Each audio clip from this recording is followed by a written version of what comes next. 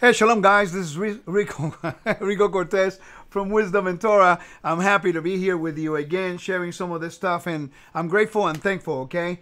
Today, I want to share with you a very important topic of a question that was asked by someone on my Spanish temple course, which, by the way, I'm finding out that is a prevalent question to a lot of people. When they come into the Torah, they come into the understanding of the commandments, but then they start studying the temple, and there are many things in the denominational world that is causing confusion, is causing issues, is causing problems in our understanding of Scripture. Now, as you know, I have been teaching on the temple for a long time, 22 years now. My teacher is Joseph Good. He's been doing it for 42. So what we do is we go right into the Scriptures, and we try to connect time periods, also the basic questions, why, where, when, how come, all that stuff. But we have to consider context and the time period and the context of what we are reading. Why is this? Because many people that really do not take the time to understand the temple, they will take these verses and I will bring them out of context and out of time. I'm going to give you an example of what I mean by that. Okay, so I'm recording this because I really want you to get this. It's going to be on my website, wisdomandtorah.com, and I want you to really grasp the importance of understanding the temple protocol, temple principles, and the temple rules, and how David observed and he knew when to come and ask for the bread. He knew where to go, and the priest knew exactly the protocol and the principles of what to do in that case of the case in question that we have. So the question really is, did David, okay, enter the tabernacle to eat the showbread? That's really the question. So let us examine this with evidence, not with speculation. Let's look at the evidence. Let's look at the verses, okay? So what I want to do, I want to be able to share with you the importance of understanding context. So we're going to read the book of 1 Samuel, so 1 Samuel chapters 21. If you see me looking up, because I'm looking on my screen, okay? And I want to start locating time first. Time, then location, then context. Time, location, context. Very important. All right, it says, now David came to Nob. Now immediately, that should catch your attention. If you study the tabernacle as the temple, you will know which time frame this is. This is not in the time of Solomon. Solomon is not even born yet. That means that the temple that is referring to here, the sanctuary, is not talking about the first temple and not the second temple. It's talking about the tabernacle, the Mishkan. Now, the tabernacle was a movable tent. It became more permanent at the time of Shiloh. They went from the wilderness to Gilgal. They went from the wilderness to Gilgal. From Gilgal, they went to Shechem. From Shechem, they rested. The Lord rested in Shiloh for a lot of years, over 300 years. Now, after Eli and his sons were basically, they shamed the tabernacle by their moral sin, then the tabernacle was destroyed and the ark was taken away. That's when Samuel came in and became the prophet in Israel. And then King Saul was established as a king. Now, as King Saul was established as the king, the tabernacle was moved to the city of Nob. Now, Nob became a Kohanim city, a Levitical city. It became a place clearly where all the priests will go there and they will dwell because that will close. Remember that the priesthood, they needed to based on their 24 priestly courses that they had in 1 Samuel chapters 24, it talks about that during the time of David, later on, they had some families working. Up to this point, they had certain families from Eleazar and Ithamar working in the tabernacle. They take turns, okay? Now, what we need to find out is, we know now the location and we know the time. The time frame of the events in question is during the time between Shiloh and between the tabernacle in Givon. So let me repeat that again. They went from the wilderness They went to Gilgal. They went to Shechem. They went to Shiloh. They went to Nav. And after, when David became king, they moved the tabernacle to Givon, about 2 miles north of Jerusalem. And during the time of David and the time of Solomon, before the temple was built on Mount Zion, not on the city of David, okay, they had the tabernacle in Givon, where they did sacrifices, but the Ark of the Covenant was in the city of David. Okay, that's why you needed 2 high priests. You have Abiathar, and then you have Sadok. Somebody needed to be with the Ark of the Covenant due to the issues going on with security. Anyway, that's another story altogether. Okay, so the times that we're talking about here deals with the time of King Saul in Nob. Okay, that's way before David is king. That's way before Solomon in the first temple. Okay, now, do the rules of the temple still apply at that time in regards to holiness? We have the area of the priests where you have the altar. Only the priest can be there, because according to Numbers chapters 18, only the Kohanim can have access to the altar and the holy place. But the Holy of Holies, according to Leviticus 16 and Leviticus, in the book of Numbers, only the high priest can go into the Holy of Holies once a year. So there's a hierarchy of order and authority, and there is a separation of sacred space. All of Israel, the camp of Israel, the camp of the Levites around the tabernacle. Then inside the tabernacle in the area of the altar, and the laver, the priests. Then the priests that were selected by Lot to do their services in the holy place, to deal with the showbread every week, to deal also with the menorah in the morning and the evening, and also they're doing this incense service in the morning and in the afternoon. Normally one priest will do it in the morning and the afternoon throughout the week, except for Shabbat on Friday, when a priest from the previous family will offer the incense in the morning, and then a new priest that was coming on the new Ma'amad, or the new family of priests taking the turn in the service weekly. Then the new priest who've never done the service, then they will go cast lots to see if he would have the opportunity and the honor to do the incense offering in the altar, the golden altar in front of the veil in the holy place. Now we know when Zechariah offered the incense service in Luke chapters 1, when the angel appeared to him. If we understand the temple, then we can put together location and time, okay, to all the events of the Bible. All right, let's go back to the verses, because I want to show you something very important.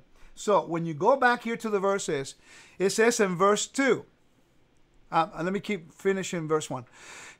It says, now David came to Nob, to Ahimelech the priest. Ahimelech came trembling to meet David. And he said to him, why are you alone and there's no men with you? So David said to Ahimelech the priest, the king charged me with matter and said to me, no one must know anything about this matter in which I am sending you, with which I have charged you and the servants. So I have arranged to meet with my servants at a certain place. Now then, what do you have at hand? Give me 5 loaves of bread, or whatever is here. Now, there's a principle in the Torah that you must understand. Preservation of life. Preservation of life is huge in the Torah and in the Bible.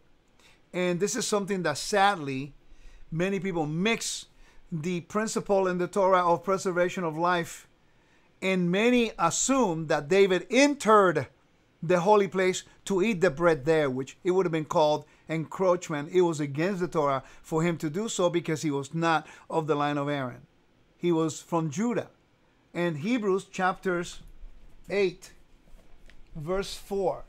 Hebrews chapters 8 verse 4 clearly tells us, guys, that Yeshua could not enter any area where the priest could be. Hebrews chapter 8:4 says this, for if he were on earth, he would not be a priest, since they are priests who offer the gifts according to the Torah. Therefore, even Yeshua did not have the legal jurisdiction to go into the area of the altar, the holy place, or the Holy of Holies. He never did it while he was alive, before he died and resurrected. And he never did it on the earth after the resurrection. However, the book of Hebrews explains to us how Yeshua was based on the oath that God gave him the authority to enter the Holy of Holies in the heavenly tabernacle, not the earthly tabernacle. Two different jurisdictions. The Levites on the earth and the sons of Aaron on the earth do not have the legal right to enter the heavenly tabernacle. And Yeshua cannot go into the Holy of Holies on the earthly temple because God has given the authority and that honor to the sons of Aaron, according to Numbers chapters 3, according to Numbers chapters 18, and according to Ezekiel chapters 43 and chapters 44, verse 15. So we know biblically that the legality and access to the sacred spaces of God are very clearly defined in Scripture. It is us who lack the understanding of God's sacred spaces that sometimes we take what seems to be very clear and we mess it all up. And I'm going to show it to you. I'm going to prove it to you as we keep reading our verses. Okay? Now, check this out. In verse 4 says, the priest answered David and said, there is no ordinary bread here at hand, but there's only holy bread, but only if the young men have kept themselves from women. Now, this is extremely important to understand about God's sacred space. If you ever heard my teaching on ritual purity versus moral purity, and it's on my website, wisdomandtorah.com, it is imperative that you consider this, because every argument Yeshua is having in the New Testament is always in regards to what is moral versus what is ritual. Not to say that he's not endorsing ritual purity. If there's a temple, you need to be ritually cleansed. Clearly you did. Okay? And this is something that many people really are not aware about because they don't study the temple. 279 of the 613 Torah commandments deal directly with the temple. Ritual purity is very important if the temple is standing and you're going to go visit Jerusalem to celebrate the feast, to bring an offering, to all these things that you need to do if you present yourself before the Lord. Not only is moral purity the most important, but when you go to Jerusalem, ritual purity comes hand in hand. But if you are ritually pure and morally impure, you're not going to find favor in the eyes of God. If you are morally pure and you are ritually impure, it's just immersion. Something quickly, something you go through to prepare your body on the outside to enter God's sacred space.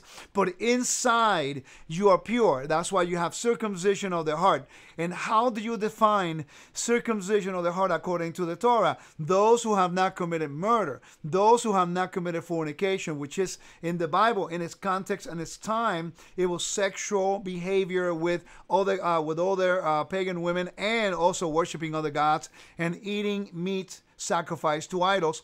And you're not allowed to murder, adultery, idolatry, and fornication and unclean foods. Those things are considered moral behavior. Okay? So if you committed those things, the Bible and the Torah is quite clear about the penalty. You have direct separation from God, because the Lord cannot dwell in a place where there's moral sin. His presence will not dwell amongst moral sin. That could be proven in the temple. Now, if you're ritually unclean, then you go outside the camp until evening and then you come back in. You do an immersion. That's quite simple to understand. Mark chapter 7 is an argument between moral versus ritual purity. Acts chapter 10 is another chapter explaining to us about Cornelius being morally upright versus they're expecting him to be ritually cleansed.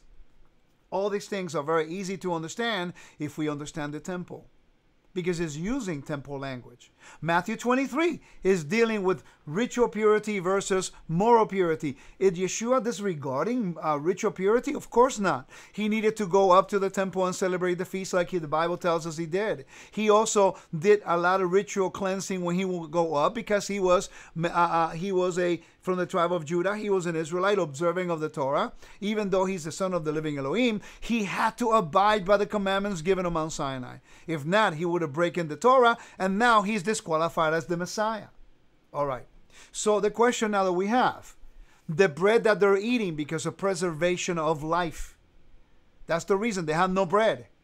These are royal people working for the king of Israel. Okay? So what happens is, now you're going to have an explanation how they're going to do it, how the priest is going to do it. We need to investigate whether or not David entered the tabernacle into the holy place to eat of the bread.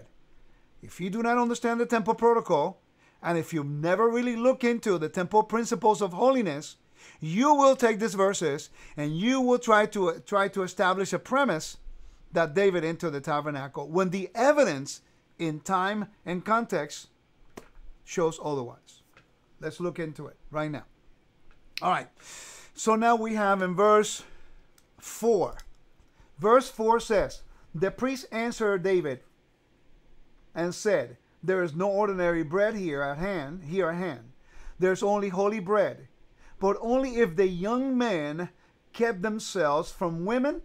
David answered the priest and said to him, indeed, women are held back from us, as if it has been when I've been out before.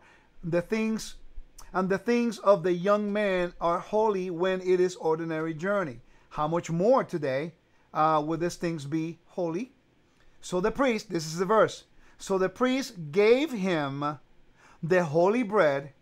From there was no bread there except of the bread of the presence, which was removed from before Yah, before the Lord, in order to set hot bread there on the day when it was taken away. Here we go. So the text gives you the answer. The text, verse 6, gives you the answer as to when, the day, where, and how they received that bread. For us to really understand this, now we got to use a temple app that I have to show you from the temple perspective. Mind you, that the temple did not exist at the time of David, the tabernacle. But the function, the holy place and the holy holies, the showbread, all of that stuff functioned the same. Showbread in the tabernacle, the same location that it was in the tabernacle, it was found in the temple. The same protocol used in the tabernacle, they used it in the first temple. Now the buildings may have been bigger, but the function and the location of each holy vessels were in the same place. They cannot be changed. And people don't know the difference between the function of the holy vessels. No one can alter what God said or change his location. You can make a building a little bigger because obviously you're going to have population explosion. So you're going to need more space to facilitate for the priests. And also there were like 18,000 priests in the first century. You know, it's a lot. Only the priests. We're not talking about the Levites. There could have been like 20, 30,000 Levites too, and their families.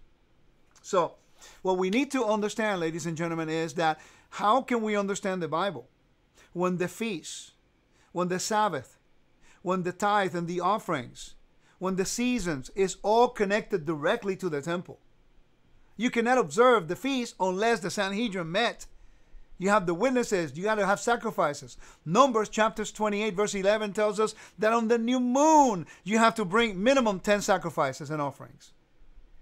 You need the tabernacle. You need the temple. You need the altar. You need the priest. You need the Sanhedrin. You need these things in order for all those to work in harmony and in fluidity. So here what we have is verse 6. Let me repeat it again. Let me read it again so you can be with me. I'm going to read it from this. I'm going to read it from this version over here. 1 Samuel chapters 21. I hope you're enjoying it. It's a very good question to ask me. And I figured, you know, instead of giving a quick answer on a text, let me just do a recording because it seems like this question keeps coming back up all the time. Verse 6 says, so the priest gave him holy bread, for there was no bread there but the showbread, which has been from before the Lord. When it says before the Lord, it's a specific location. It's not just anywhere. It's not just anywhere in the tabernacle. It's inside the holy place in front of the veil. I'm going to show you that in the app in a minute. And it said, which have been taken from before the Lord in order to put hot bread in its place on the day when it was taken away. So when was the day taken away? What time was it done? Where was it done? And how was it done? You can't quote me 1 Samuel chapters 21 and create your own theology without knowing these questions, without answering these questions. I know how you can do it. if you never look into the temple protocol. If you don't look into the temple protocol, anyone reading the Bible can take those verses out of context and say, you see, David went into the sanctuary. Remind you, the text does not say that. It gives us very important information. It actually tells you the day when they take it out. But ask any of your friends, hey, when was this day? You're going to be hard-pressed to find someone who knows it. Why? Not because we don't want to know it. It's just that we have rejected the information that allows us to understand these verses in context. Thus, we create our own assumptions, and then we lead people astray. And that's why we have people singing, "Enter the Holy of Holies." And that's why if I say we don't have access to the Holy of Holies, people get mad at me all the time. Because you're not allowed. The Bible says only the high priest in the line of Aaron. Only him once a year, not anytime we want. There was a king, King Uzzah. I think it was Uzzah. Not Uzzah, I forgot his name now. But there was a king who became very arrogant. The Bible talks about it. And he wanted to do the instant service. I mean, this guy had it that he wanted to do the instant service that only belonged to the priests to do. Well, guess what the priests did? They kicked him out of the temple. They went in and says, "What are you doing? Get out of here." I'm paraphrasing. Okay? Get out of here. It's not for you. You're not allowed to do this. Well, he wanted to do it. He thought he could be priest and king. You can never be priest and king at the same time in Israel. That's why Yeshua could only be the high priest today, king, the prince waiting to be enthroned on the earth. When Yeshua returns, he will be the enthroned king on the earth, but he can no longer officiate as the high priest because he will be out of time and space in the sense of the tabernacle, the heavenly tabernacle the Bible talks about. Yeshua cannot officiate on the earthly temple because he's not a son of Aaron. That's legal. That does not diminish his messiahship. That does not diminish his divine nature. That does not diminish his work of redemption. That does not diminish his resurrection. It just puts order to what God has established in the Torah. Okay, I don't know why people get offended when I said that he's he is the anointed king and will be the enthroned king when he returns. I don't understand what the problem. He's still going to be our king, just like David was the anointed king, but he needed for King Saul to die for him to become the king of Israel. Are you with me? So therefore, that does not minimize Yeshua. What establishes, however, is the hierarchy of God's order. That's what we need to focus. God's order is perfect. And this is a great example of that, in which the text tells you they removed it. So what I'm going to do, they removed the bread on the day. So when was the day? On a Friday morning. You got to remember the families of the priests. The order of the priesthood in 1 Samuel chapters 24, you're going to see 24 priestly courses. And then you're going to see 24 Levitical courses. And they will take turns every week to officiate in the temple. Now, during the time of the events in question here, there were not 24 priestly courses because, again, time and location, remember? So we know they were in Nav. They were not in Givon during the time of David. David was not king yet.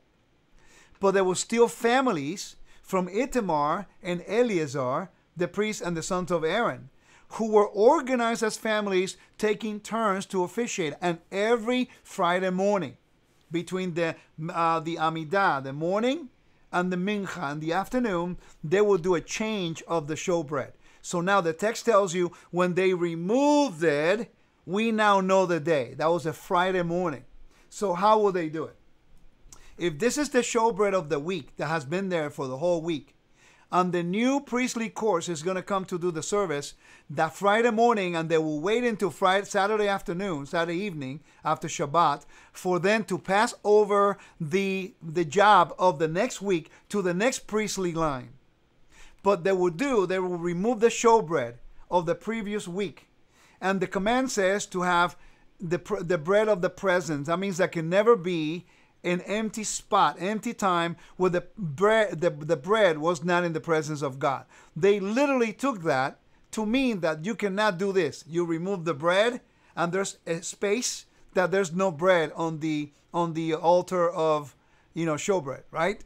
Okay? So what they will do, they will take the original bread that was there the whole week. They take the new bread, they put it next to each other, touching, and they will slide it. So that way there was always bread in the presence of the Lord, even in switching the bread. Okay, so I'm going to show you the app now. And we're going to go through a journey as to where and how. Okay, so we're going to start in the court of the women. Go right here. This is the court of the women. We're going to go through the Nicanor gate. And as we're going to go up to the, by the way, if you want to get this app, you can go to the App Store and make sure your phone is compatible, right? And you can go to your App Store and look for Second Temple. The name, Second Temple. Please help us support the ministry. This is the only app. This is the work that Joseph Good and his research for 40 years. And I helped him in some of the stuff, but he did 99% of it. And is right on point. Is a resource now to to a friend of ours who's one of the leading rabbis on the temple in Jerusalem. He's presenting and using this as a tool for teaching children in the ministry and what he's doing, and is really developing into a great resource for them. Okay, so I want you to help me promote this and share it with other people. Okay, so we're in the court of the women. Now we're going to go through the Nicanor gate. We're going to go up the 15 steps of ascent. Okay, we're going to go through the Nicanor gate. Once we go here, we are now in front of the temple on the altar. Now we're going to walk north, and then we're going to head west. Okay, whoops, I went in my area I'm not supposed to. Sorry. Now once I'm here, I'm going to turn to the west. I'm going to walk all the way through to Beit Hamoked. Beit Hamoked is the area, is the building found in the northwest corner of the temple proper, in which they used to have different rooms with different functions. They had the 6 lambs that they would keep there all the time for the morning lamb and the afternoon lamb, and also for the musaf, the extra sacrifices they will do for the high holidays. Okay, so this is where they will keep the lambs all the time. 6 lambs always ready for the offerings. Now you see that chamber right in front right there? That's where they will make the showbread right over here. This was a huge bakery. They will make the showbread. Now I got to change this to English because I was doing the same teaching in Spanish. All right, so it says here in the Mishnah, Midot 1:6, it says there were, see if I can read it over here. It says there were 4 chambers in Beit Hamoked. It's the room of the spark. It says like side rooms opening to a drawing room, 2 in the sanctified area and 2 in the unsanctified area. That means that there were different levels of holiness in the building. It was 100 cubits long. 100 cubits long from north to south. So they will divide that building in half. In the half, they will have the priests sleep, and they have people where they can just sit and eat the food. But beyond the 50 cubits on to the area closest to the temple, it was a high level of holiness. No one can sit in those areas. They could only the priest can be there, no one else. Okay, so that's what it means. All right. It says, and the end of the beam separated the sanctified area from the unsanctified area. That was their function. This was their function. The southwestern chamber in that building was a chamber of the sacrificial lambs. I already showed you that. The southeast one was on the chamber of the makers of the lechem hapanim, of the showbread. This is where they were. So what they will do, they will they make the bread here, and on Friday mornings, they will go out that door, and they will walk towards the sanctuary. Now remember, this can only be done by priests. And having a visual really helps. Now we're walking eastward. You see the altar there on the right. Now I'm going to walk up this way, and we're going to go head south now. We're heading south. And as we're heading south, we're going to go up the 12 steps going into the holy place. There's a huge veil. That's the veil that rented, by the way, ladies and gentlemen. Now they're bringing the 12 loaves for the new week. You have the 12 loaves that were there for the previous week. How they're going to change it? What is the protocol? By the way, the same protocol used in the time of the tabernacle was the same protocol used in the temple. It didn't change. The only thing that changed was the size of its buildings. But the protocol and the function was the same. The location of the showbread, the location of the menorah, the location of the altar of incense, the location of the veil. I mean, all those things maintain the same level of protocol. It's only that it was a little bigger from the tabernacle to the first temple, from the first temple to Zerubbabel's temple, and then again to the expansion of the time of Herod. Are you with me? Perfect. So let's continue. Now they go through the veil. When they go through the veil, they have two tables.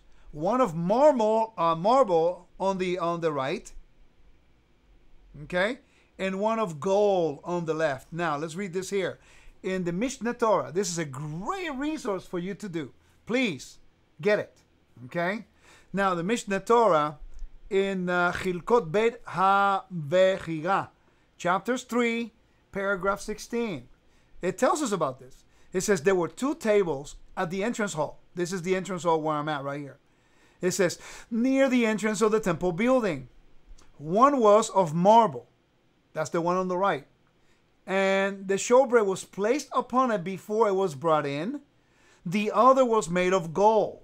The one that you're looking at right now is gold. That's where they put the showbread when it would finish the week. They would switch it. The one that I'm showing you now on the screen is the one of marble when they will put it there before, let it rest, before they will put it on the inside the holy place. There was a protocol of royalty going in and coming out. Okay? The bread was placed upon it when it was brought out. The rationale for the use of different substances is that, or metals, with regards to holy matters, one must always ascend and may not descend. So what they did, they utilized the metals, gold and marble or silver, to determine special times during the year. For example, Hebrews chapters 9, verse 2 to 4 tells us about the golden censer. Revelation chapters 8 talk about the golden censer. If you understand the Day of Atonement, you will know that the golden censer is referring to the Day of Atonement, because they will never use the golden censer, but only on the Day of Atonement, because the rest of the year they will use the silver censer, because it will not penetrate the holy place into the Holy of Holies. Understanding the metals in the temple allows you to understand the time of the year and also the celebration that they're doing. There's a language that is temple related, feast related, service related, that when you read it, you know the time, you know the season, you know what is going on and who's doing it. If only we go and learn the 279 laws of the temple. Is this making sense? All right, so as we go through the four doors, what you're looking at right here now that you put the bread on the right, the new bread, you got to remove the old bread. You got to walk through these doors. These doors were huge. There were 4 of them. So now you have the veil, and then you have the 4 doors. As you go through here, now you have the showbread over there. You got the showbread. They will remove these breads here, and when they finish removing them and they already put the new ones, that's where this verse come into play. The verse in question. Let me read it again. The verse in question in 1 Samuel chapters 21. I hope you're enjoying this. I don't know if anyone has ever given you this type of explanation for this one verse. Okay? And in verse 6, so that the priest gave him the holy bread, only because of preservation of life. Remember that. All right, that's the only time. And it says, for there was no bread, but there was no bread there, but the showbread, which has been taken from before the Lord. Now, do you see? Let me show you what that means. From before the Lord. This is very important. The bread is always supposed to be in front of the veil right there. Okay? Now, if you remove this bread and it's empty, then there's no bread before the Lord. Now, why is the bread before the Lord so important? Because of the righteousness of God. He is the patron. He supplies the bread, right? Like the manna per se. The menorah, which is the oil and the light. And the incense, which represents the prayers. the tree of life, the menorah. So these are very important prophetic meanings, but we're not going to get into these today. So before the Lord is always before the veil or the holy place or in front of the altar. In this case, is dealing with the altar that is used to place the showbread. Let me move back a little bit. Okay? Is the altar right here, the altar for the showbread. Okay, if you can call it an altar. Okay? Now you remove the bread and you go out through the door. When you come out the door, you place it on the gold table. Now, once you take the gold table, you take the 12 loaves, you take it out to the rooms that they are prescribed, the rooms. Now they divide the bread for the priests. That was the protocol that the text tells us in 1 Samuel. In 1 Samuel, it clearly tells us when it was done. Okay? Let me read it again. And I'm almost done, guys. It says, so the priest gave him holy bread, for there was no bread there, but the showbread which had been taken from before the Lord. That means that David did not enter the holy place. There's no way he could do that. He would have been committed encroachment. That was that's high crimes against God, because the Lord said only the priest. Let me go to Numbers chapters 18 so I could prove this point to you. In Numbers chapters 18, I want you to notice this. Verse 1 through 4, it says, and the Lord said to Aaron, you and your sons and your family's house with you shall bear the iniquity related to the sanctuary. You and your sons with you shall bear the iniquity associated with your priesthood.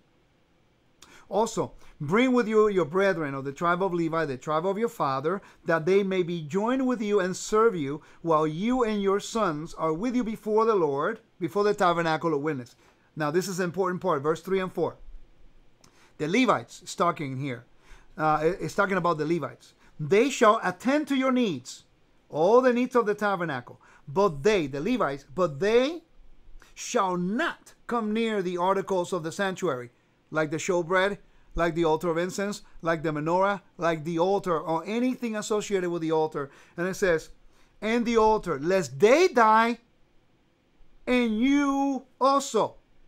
So if the priest would have allowed David to go into the sanctuary, he would have died and David would have died, because David was not a son of Aaron, and even the Levites could not go into the sanctuary. That is Torah law. That cannot change.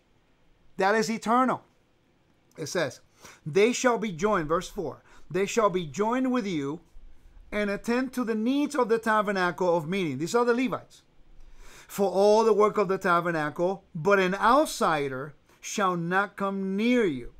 And you shall attend to the duties of the sanctuary, talking about the sons of Aaron now, and the duties of the altar, that there may be no more wrath on the children of Israel. Okay? It says, behold, I myself have taken your brethren, the Levites, from among the children of Israel. They are a gift to you, given by the Lord, to do the work of the tabernacle of meeting. Okay, it says, therefore, you and your sons with you shall attend to your priesthood for everything at the altar and behind the veil, and you shall serve. I give your priesthood to you as a gift of service. But the outsider who comes near shall be put to death. Now, don't tell me if that law is not going to apply to David and even the Messiah if he would have transgressed it.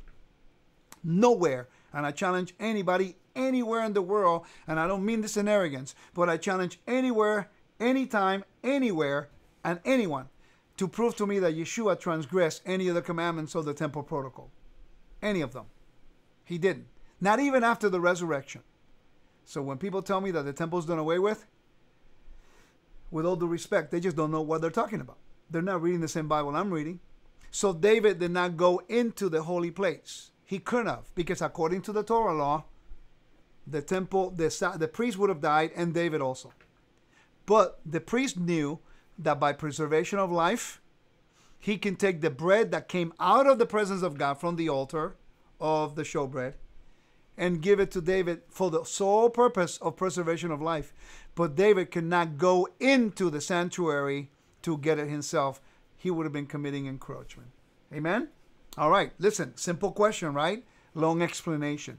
But the only reason why I'm able to explain it is because I am blessed to have not only the Torah and the resources to help me understand, but I also have a great teacher and a friend and a mentor who has been very patient with me and taught me, Rico, when you look at the Bible, ask the questions and look at the overall picture.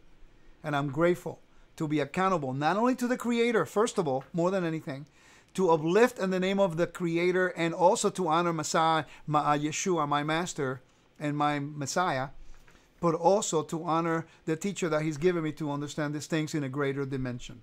May the Lord bless you and keep you guys. Thank you so much for joining me. And please, do not believe what I say. Go back and verify everything we say. Amen. Shalom to all of you. Bye-bye.